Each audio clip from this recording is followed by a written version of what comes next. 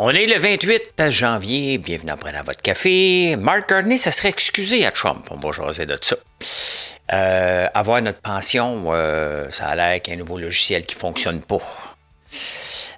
C'est le retour des centrales nucléaires, tiens. Hein? Les resorts américains de ski nous aiment beaucoup, mais on ne va pas les voir. PSPP travaille fort pour se garder dans l'actualité. Miller sert à quoi? La croix qui est libre? Ben ça, la croix, oui. Coder, tiens, Coder. Le mari de Marois Risky a frôlé le burn-out. À la bourse, les taux d'intérêt ne vont pas bouger. Le pétrole iranien, on va jaser de ça. Starbucks qui fait une remontée. Oracle achète TikTok. Volkswagen ne viendra pas aux États-Unis. Trop de tarifs. L'Inde et la France et l'Europe font un deal aussi pour se pousser de Trump. Pas de seul. Et je vous présente des crocs. Des souliers lettres, là, encore plus lettres.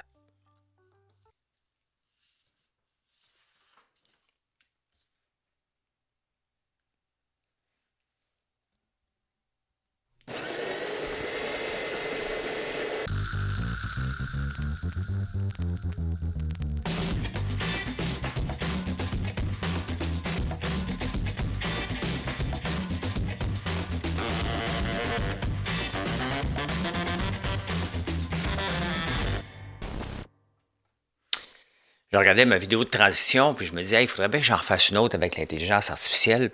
Mais ça fait longtemps que je n'ai pas fait de vidéo avec l'intelligence artificielle, puis le buzz est tombé. Hein? Autant avec Gemini qu'avec Sora, c'est encore limité. Et on peut le voir que les outils techno, là, avant qu'on les adopte et qu'on les utilise, c'est un peu comme la reconnaissance de la parole dans laquelle je me suis lancé en l'an 2000. Tant que ça ne fonctionne pas à 100%, on laisse tomber la technologie rapidement. C'est exactement la même chose avec les autos électriques. Hein?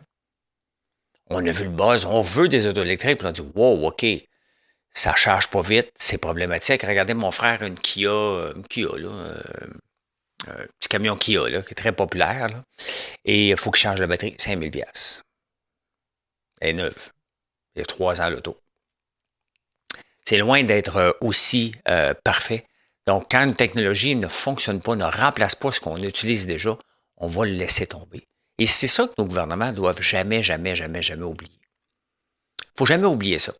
C'est beau, investir dans une technologie est-elle meilleure que celle qu'on veut remplacer? Si la réponse est non, les chances sont complètement nulles. En parlant de nul, Mark Carney se serait excusé. Il aurait appelé Donald Trump lundi, puis il se serait excusé de son discours à Davos. Mais il semble que ça y ressemble pas. Ce serait le secrétaire d'État qui aurait dit ça. J'étais là, puis j'ai entendu qu'il s'était excusé. Mais il semble que Mark Carney aurait dit « J'ai parlé avec Donald Trump, on s'est expliqué. » Il a dit « Je m'excuse, Donald, je ne voulais pas te fâcher. » Je pense pas. Les Américains sont forts pour inventer des affaires. Là. Puis il se serait excusé, il peut s'expliquer. Il peut s'expliquer, puis on va le voir dans le show aujourd'hui. C'est pas juste le Canada qui veut se trouver des alternatives aux États-Unis. Là. Il y en a un paquet de pays.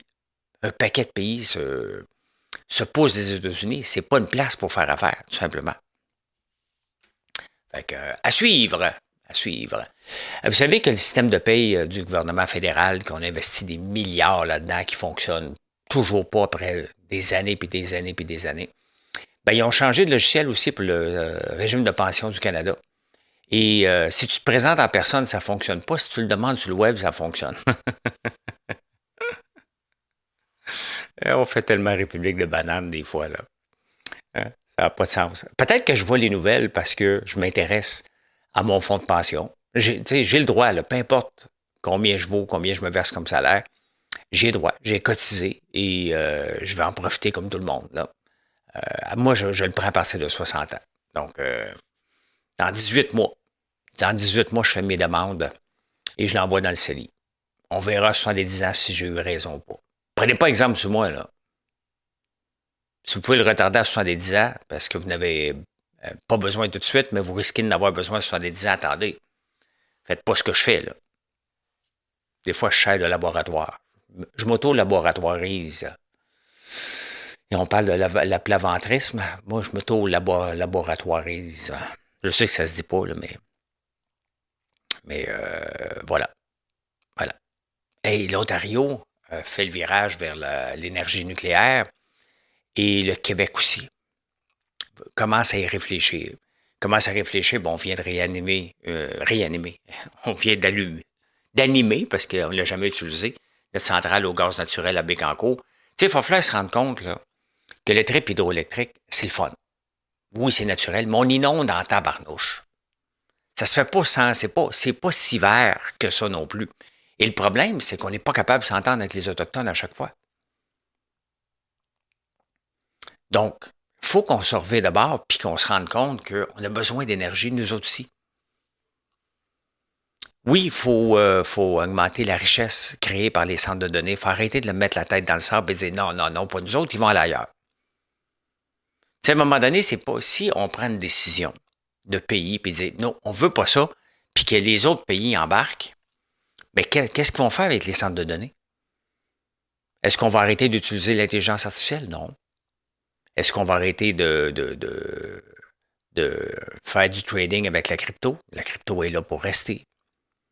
Et peut-être pas encore une adoption de masse, là, mais elle est là pour rester. Fait que on n'a pas le choix. On n'a pas le choix de relancer le nucléaire comme la plupart des pays. Et d'ailleurs, même si on n'est pas dans la section finance, regardez bien ça. Pas celui-là tout de suite, là. Regardez. Ça, c'est l'indice. Si jamais ça vous intéresse d'investir dans le nucléaire, ben, le titre, c'est NLR. Et donc, c'est un paquet de compagnies impliquées dans le nucléaire. Donc, c'est pas encore rentable. Mais qui sait? Hein? C'est un ETF intéressant qui vaut 148,51 qui a baissé. Est-ce que il est déjà valu, puisque vous aimez ça, 167? J'en ai pas. J'en ai pas parce que j'aime plus investir dans des compagnies où le potentiel, acheter pour le potentiel, en espérant que ça grandisse. J'ai déjà été brûlé là-dedans.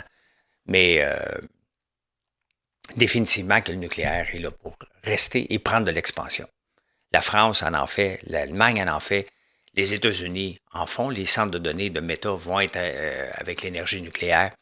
L'Ontario est en train d'en faire, il faut en faire aussi. Tu sais, j'ai hâte d'un gouvernement. Le problème, c'est que c'est pas le gouvernement péquiste qui va faire ça.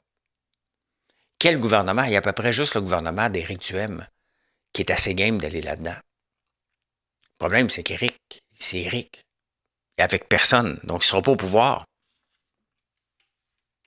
Mais on n'a pas le choix. On n'a pas le choix. En même temps, on peut continuer à bâtir des barrages hydroélectriques, là, mais ça va prendre du temps. Des chicanes, des négociations, du chantage. Le nucléaire, tu le plantes n'importe où, il n'y a aucun chantage. Gaz naturel non plus.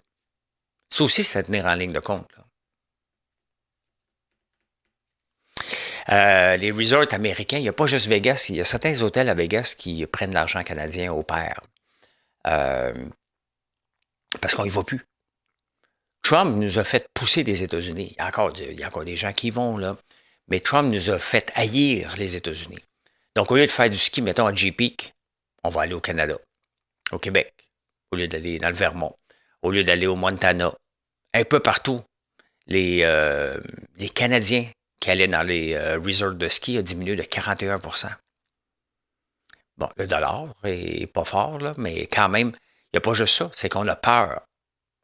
Moi, j'ai pas eu peur. L'autre jour, j'ai été voir mon fils jouer au hockey. Et en chemin vers là-bas, j'ai vu une arrestation sur le bord de la route. J'ai fait comme, aïe, aïe, ils sont intenses. 7-8 chars de police pour une seule personne. Tu ne veux pas te faire arrêter. Il y a une crainte. Hein? On lit les journaux, on voit ce qui se passe à Minneapolis. Il y a une crainte aux États-Unis. C'est ce qu'on voit. Ça se pas dans les rues partout. Mais il y a cette tension-là qui fait que ouais, je vais aller ailleurs. Je vais rester ici. Donc, Trump ne fait pas juste du dommage dans les relations avec les pays. Il fait du dommage à son propre pays aussi. On n'a pas besoin de le boycotter. On fait juste dire, ben non, il n'y a pas de sécurité. On ne se sent pas sécure. Tu sais, n'importe quel pays autre que les États-Unis, là, qui se comporterait comme ça, le Canada le mettrait sur sa liste de dangers de voyager. Le Canada et les États-Unis ne sont pas là, là. Mais n'importe quel pays, le Canada recommanderait aux voyageurs canadiens de ne pas y aller. Ce serait le bout de la merde si le Canada faisait ça. Trump deviendrait fou. Mais justement, c'est pas juste le Canada qui cherche des alternatives. Tout le monde occidental, tout le monde s'en va en Chine. Tout le monde s'en va en Chine. La Grande-Bretagne s'en va en Chine. Pourquoi? Pour développer des nouveaux marchés. Parce qu'ils sont trop dépendants. Il y a beaucoup de pays quand même qui dépendent beaucoup du commerce avec les États-Unis, sauf que c'est plus possible. Quand tu fais un deal, là, tu veux que ça soit sur le long terme, tu veux sur la stabilité. À tout moment, regardez, Trump vient de mettre des tarifs de 15, qui étaient 15 pour la Corée du Sud. Il vient de le monter à 25 parce qu'il n'est pas content.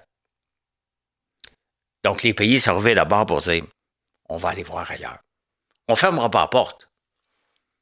Mais là, on va travailler plus fort. Et en affaires, c'est la même chose. On devient un peu paresseux vers nos sources de revenus. Mes grandes sources de revenus, c'est Facebook, YouTube, TikTok. Donc, en premier lieu, c'est Facebook que je vais mettre l'effort. Deuxième, c'est YouTube. Troisième, c'est TikTok. TikTok fonctionne bien avec les lives. Donc, on devient paresseux et lorsqu'on veut des ventes, ben, on s'en va vers le plus facile au lieu de développer des nouveaux marchés. Nouveau marché, ça serait de mettre plus de contenu encore sur les autres plateformes, dont YouTube et TikTok. Instagram ne marche pas pour moi, il est là, mais c'est pas fort. Est-ce que je devrais développer encore plus X, encore plus LinkedIn? Oui, mais à un moment donné, c'est une question de temps. Manque de temps. Mais les pays font ça en ce moment. Surveillez là-bas. À un moment donné, il y a un prix que les entreprises américaines vont payer. Il y a un prix que les Américains vont payer. Dès que Trump va être parti, on va revenir à la course. Là. Bon, là, on a 3 ans devant nous à se trouver des alternatives, puis on va sortir grandi de ça. C'est exactement ce que je disais avec l'arrivée de Trump. Il m'énerve. Je ne veux plus y voir la face. Mais la réalité, c'est que ça nous force à se réorganiser. Et ça, c'est toujours bon pour un pays. Quand j'ai perdu mon Facebook, là, il y a quelques années, croyez-moi, je me suis réorienté. Plus d'infolettes. J'ai pris une autre page Facebook que j'ai en backup. J'étais plus sur TikTok. Je me suis reviré de bord. Les ventes ont diminué pendant 2 semaines, puis après ça, sont partis. Il y a toujours moyen de se renouveler constamment.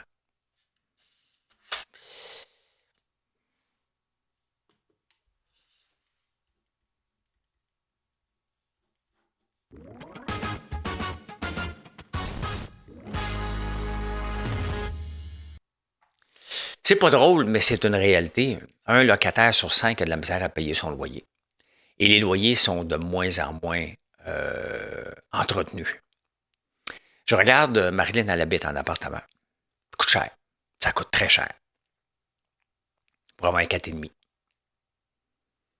Vous me diriez, vous pourriez habiter ensemble? Ben oui, on pourrait habiter ensemble.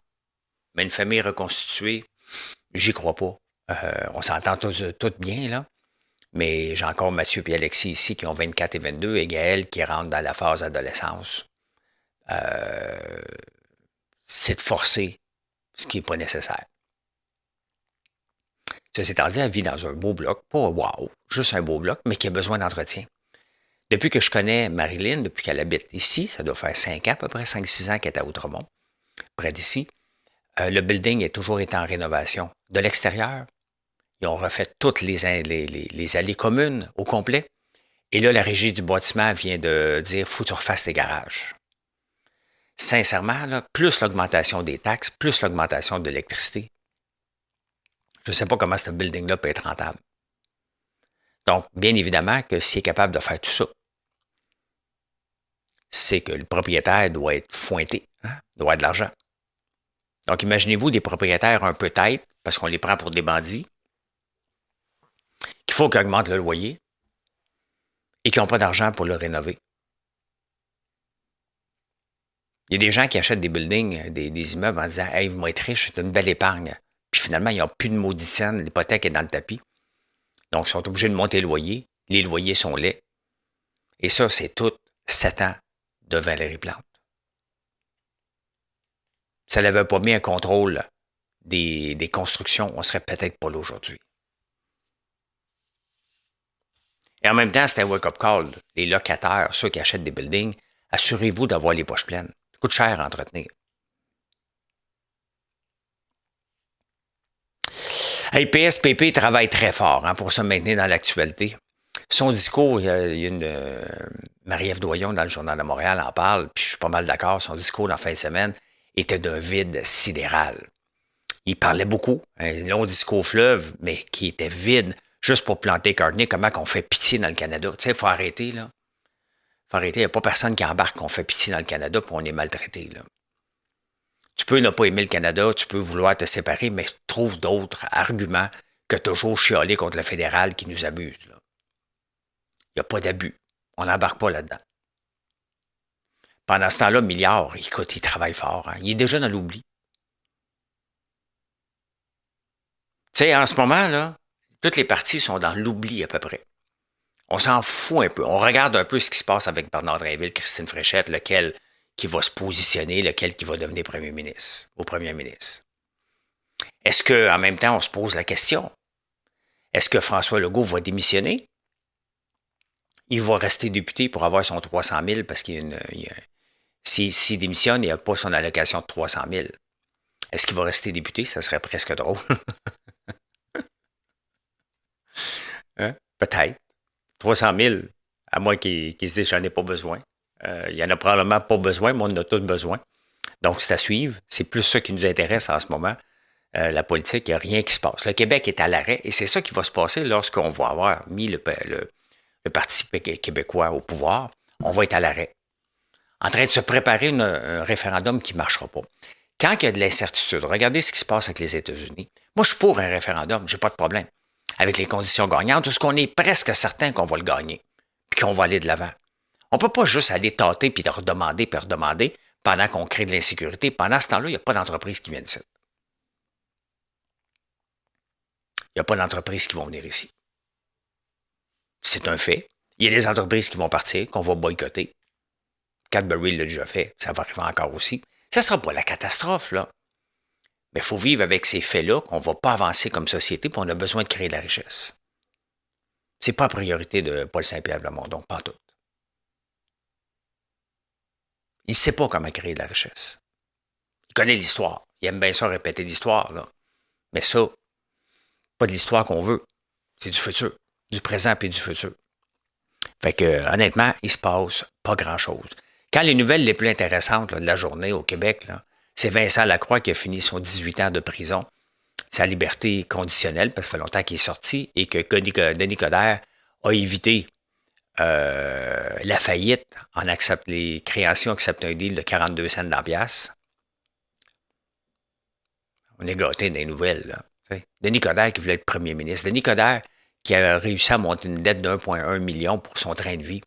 Imaginez-vous comment il a géré la ville, comme un cabochon. Donc, ça fait 12 ans que la ville de Montréal est gérée par des cabochons. Puis avant ça, il y avait Gérald Tremblay qui ne se souvenait plus de rien.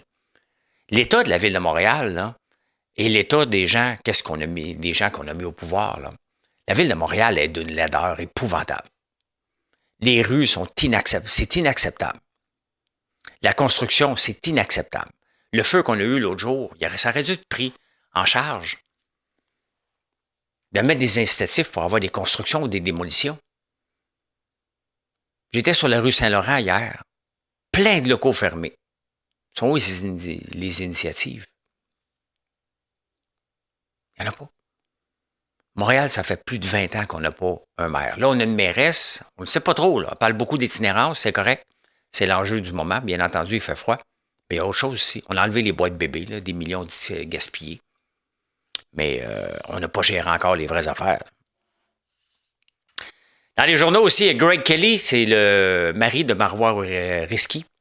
Et il a frôlé le burn-out, puis il était pas à l'aise dans la situation. Puis là, il accuse Pablo par le bout des lèvres, là, Pablo Rodriguez, qui est en chicane avec Marois Risky. Mais sincèrement, c'est Marois Risky qui l'a mis dans la marde.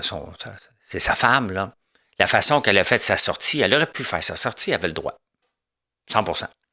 Mais elle aurait pu le faire d'une façon plus élégante que la façon qu'elle l'a faite. de congédier l'allié de Pablo. On n'a pas encore compris qu'est-ce qu'elle avait fait de si mal que ça. Dans le fond, l'UPAC est débarqué, c'est éteint, là. Pablo a démissionné parce que c'était pas un leader. Après ça, qu'est-ce qui s'est passé? C'est enterré déjà, là. C'est fini. Il n'y aura pas d'accusation de l'UPAC. L'UPAC ne fait jamais d'accusation, là. Donc après ça, il dit, ouais, c'était difficile parce qu'il va refaire la rentrée parlementaire. Oui, mais c'est ta femme qui t'a mis là-dedans, là. Et on peut voir le danger lorsqu'il y a des coupes, comme députés, ensemble. Ben, c'est ce que ça peut pas. C'est ce qui peut arriver, là. Mais de là d'accuser. Moi, si Marilyn faisait une sortie comme ça, puis me mettait mal à l'aise, ben, tu t'en parles avant, tu dis, regarde, je vais faire une sortie, là. Ben, c'est elle qui l'a faite, là. C'est pas Pablo qui l'a faite, là. Est-ce que Pablo a levé le ton? Probablement. C'était pas élégant, ni d'un bord ni de l'autre. Mais de faire une sortie qui a frôlé le burn-out puis jouer à victime, j'embarque pas. J'embarque pas pantoute. Fait que le go député, à suivre. On va suivre ça de près.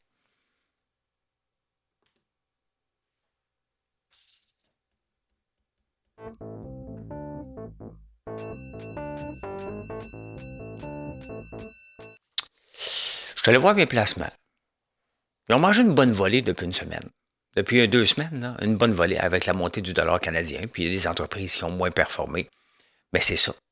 Tu sais, j'avais atteint un certain milestone. Je disais, oh my God! Ben, il a débarqué de plusieurs, mais c'est comme ça. C'est comme ça, puis je trouve pas ça le fun. Mais il n'y a pas de catastrophe. Il n'y a pas de catastrophe. Hey, on va aller voir les marchés justement un petit peu. United Health, j'en ai déjà eu de United Health, mais il plante encore. Hein? On va regarder sur un mois. Encore une débarque hier. Pourquoi?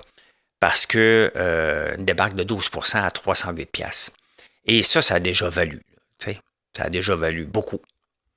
Ça a déjà valu 600 piastres. Je l'avais à 600 piastres. La firme qui s'occupe de mes placements l'a vendu à 300 quand ça a tombé une première fois. Pour des accusations. Il y a eu Luigi Maggioni qui avait tué le président. Et après ça, si on regarde 3 mois, donc là, ça a planté encore. Pourquoi? Parce qu'ils ne pourront pas monter leurs tarifs. Ils pensaient monter leurs tarifs de 6%, ils vont monter de 0,09. Donc, une baisse de revenus importante. Donc, le marché décroche. Et United Health, ben, on peut le voir, hein, c'est un titre à éviter totalement. c'est pas drôle, mais c'est à éviter. Totalement. Le Bitcoin qui fait encore du surplace. Il est pas mal plus dans le rouge. Hein. La folie est passée. La folie est vraiment vers l'argent. Ça n'a pas de bon sens. De plus en plus d'analystes disent que l'argent, le silver, on peut l'acheter avec parce que c'est où qu'on achète de l'argent. Hein. Donc, on peut l'acheter par iShares Silver Trust, SLV. Et regardez, depuis le 27 mai, ça valait 29, ça en vaut 101 $.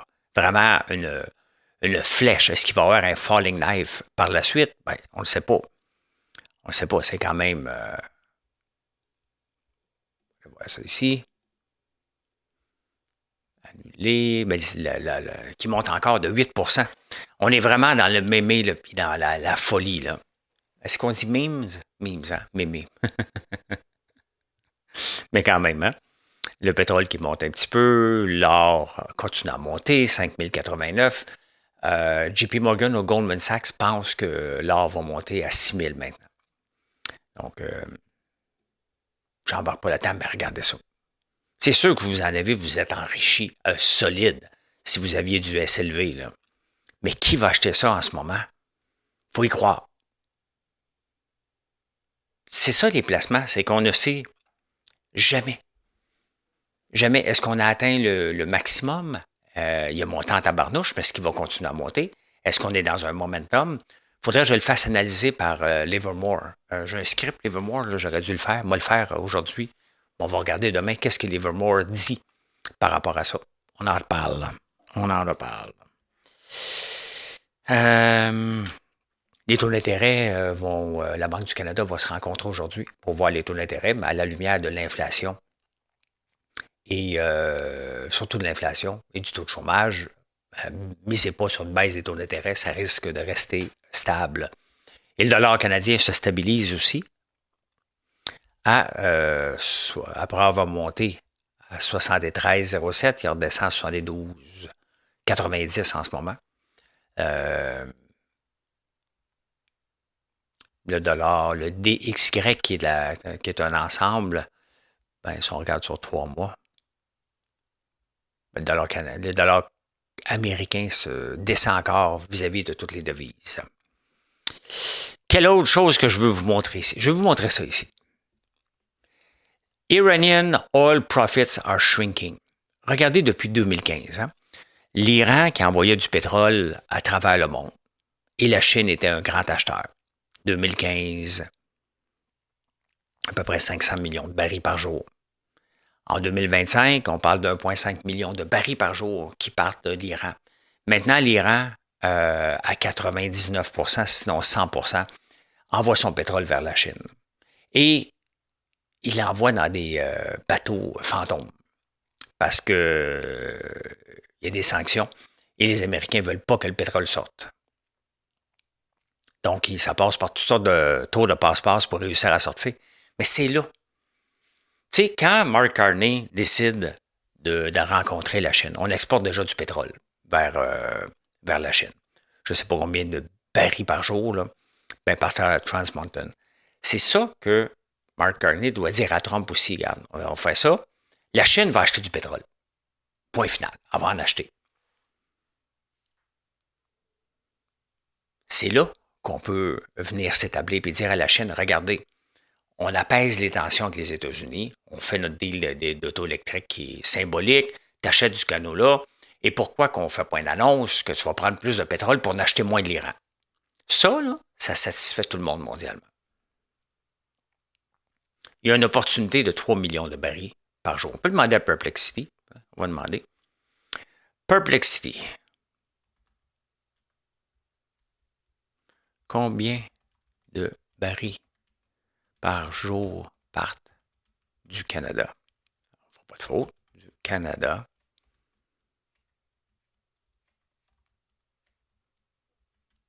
vers la Chine via Trans Mountain. On va voir la réponse. J'utilise beaucoup Perplexity pour mes recherches. 210 000 barils par jour. Il y en a 3 millions par jour qui sortent de l'Iran. Vous voyez la capacité, l'opportunité qu'on a. La capacité du pipeline a grandi de 890 000 barils par jour. Donc, on ne peut pas répondre à toute la demande. Mais ça, c'est possible. C'est ça qu'il faut négocier aussi.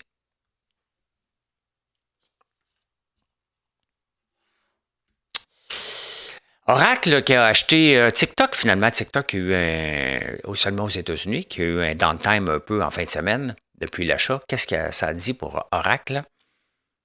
Oracle qui était parti en fou, qui a tombé, mais là qui remonte à 2-3% par jour.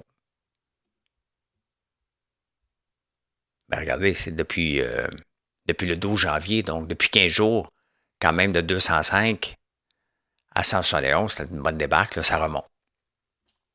Donc, Larry Ellison va peut-être redevenir parmi les plus riches au monde, mais là, c'est Elon Musk qui est tout seul là-dedans. Là.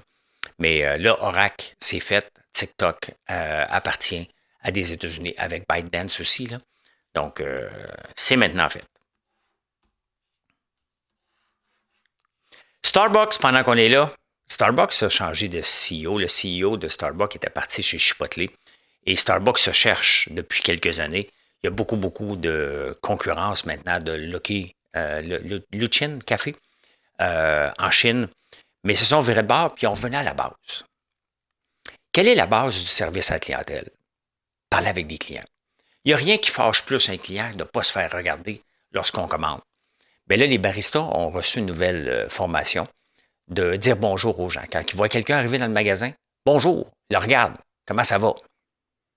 Tu sais, c'est la base 101 du service à la clientèle, de faire un lien avec quelqu'un qu'on a eu le goût de retourner. Et non pas un robot qui nous sert, sinon mettez un robot. Ils vont agrandir la place. Et regardez ce qui se passe avec l'action depuis ce temps-là, de 89 à 96 piastres. Donc, il est sur une remontée. Est-ce qu'il va remonter à ce qui était avant? Ben, il y a eu des hauts et des bas, mais le plus haut qui est monté, c'était 126. Donc, il est reparti. Il est reparti maintenant, c'est à vous de décider. Mais on revient à la base. Les cafés sont bons. On se le dit, les cafés Starbucks sont pas mal meilleurs que Tim Hortons. Pas le même prix. Beaucoup plus de variété. Mais on revient à la base. Des places accueillantes. Des places plus grandes pour aller prendre un café là-bas. Et des baristas qui te disent bonjour. Pas compliqué, hein? Dire bonjour. Comme nous autres, quand on fait une commande, on marque tout le temps, bon, François, tu as été servi par François. Un petit signet. Parce qu'à un moment donné, on regarde le numéro de commande. OK, on fait la commande numéro 127 112. Parfait. Mais à la fin, on regarde, OK, c'est Christiane que je sers. Christiane a le nom. C'est ça qu'on fait. Il y a une compagnie québécoise qui a dit, on est trop occupé, on ne le fera plus, ça. Il te reste là, 10 secondes. Je veux bien croire que tu veux optimiser tes opérations, que ça prend du temps à faire ça. Mais c'est un respect de la clientèle aussi. Il ne faut jamais le perdre de vue, ça, qu'on existe parce qu'on a des clients. Jamais, jamais, jamais le perdre de vue. Puis si tu n'es pas 10 secondes à prendre pour un client, à un moment donné, le client va prendre son 10 secondes puis il va aller ailleurs. La confiance en affaires, là, ça se prête. Quand Starbucks a perdu des clients, c'est pas qu'on a arrêté de prendre du café, on a juste été ailleurs.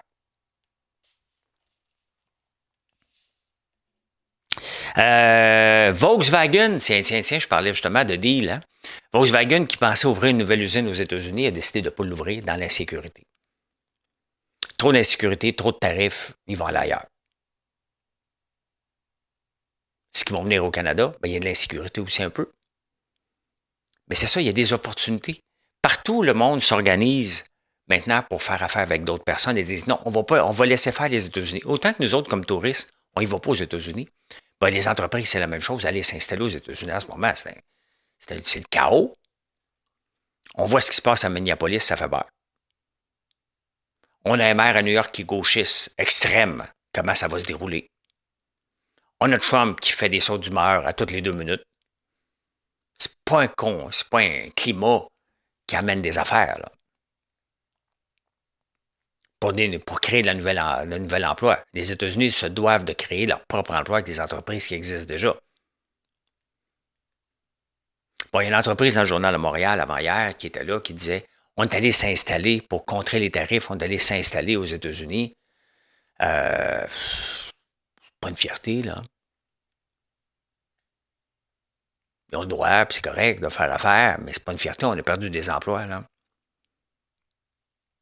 C'est correct, l'entreprise va survivre pour avoir de la croissance, mais on ne sait jamais. Trump peut très bien dire, ben maintenant, si tu n'es pas une compagnie née aux États-Unis, tu sais, il ne faut pas oublier qu'aux États-Unis, si tu n'es pas né là-bas, tu ne peux pas être président. Donc, il peut très bien se revirer de bord. Moi, je ne fais pas confiance pantoute à Trump. Il marche sur des œufs pendant 3 ans, puis après ça, on va voir. Mais est-ce qu'un prochain gouvernement va défaire les tarifs et tout ça? C'est loin d'être chose, parce qu'à un moment donné, ça va rapporter du 400-500 milliards par année, là.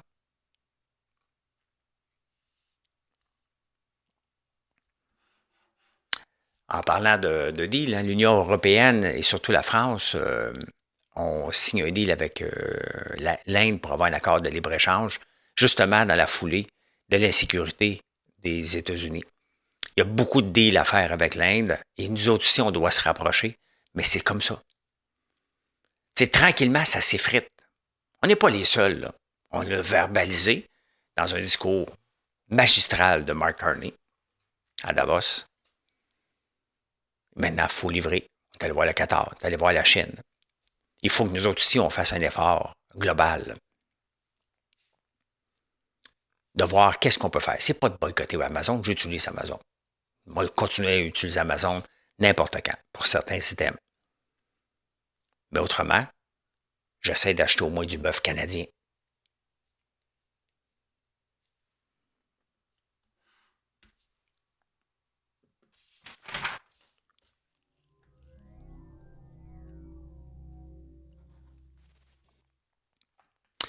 Ah ben, tabarnouche. Ça se pourrait-tu être plus laid que ça? Je sais pas si ça vous tente, là. Mais voilà. Des crocs à 199$ en forme de Lego. Tu ma 16. Coming soon, coming soon, coming soon. Oh, pas ma grandeur. Déjà, c'est backorder. C'est dégelé, mais ça va faire fureur. C'est le fun, le marketing. Hein? C'est ça qui est le fun du marketing, c'est de faire des choses qui sont dégelées pour en faire quelque chose qui va faire jaser. Crocs sont fantastiques là-dedans, avec Lego cette fois-ci. Ceux qui ne le voient pas, ben allez voir Lego Crocs et vous allez voir comment c'est laid. Et en terminant, je vous emmène le 28 janvier 1956. Et qu'est-ce qu'il y a le 28 janvier 1956? À Londres, lettre de Londres. Les éditeurs anglais ont annoncé qu'ils avaient publié en 1955 un total de 19 962 livres, chiffre le plus élevé qu'on ait jamais enregistré. On se demande vraiment comment les gens trouvent encore le temps de lire en Angleterre avec une vie aussi remplie que la leur.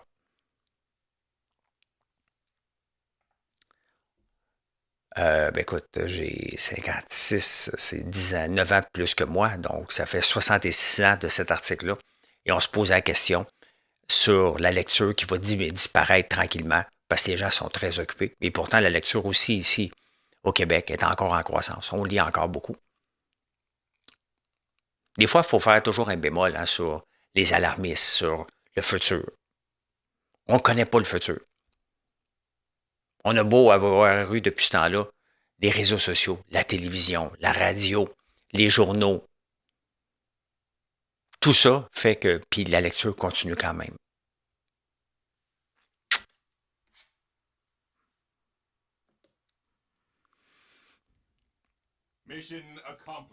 Merci d'être là, les amis. Je vous souhaite une excellente journée. Puis venez nous voir sur françoislambert.one. Pourquoi .one? Parce que le .com est dépris. Et pourquoi je ne prends pas le .com en ce moment? Parce qu'il est disponible, parce que quelqu'un veut me le vendre 1500$ US et ça me servirait à rien. Bonne journée.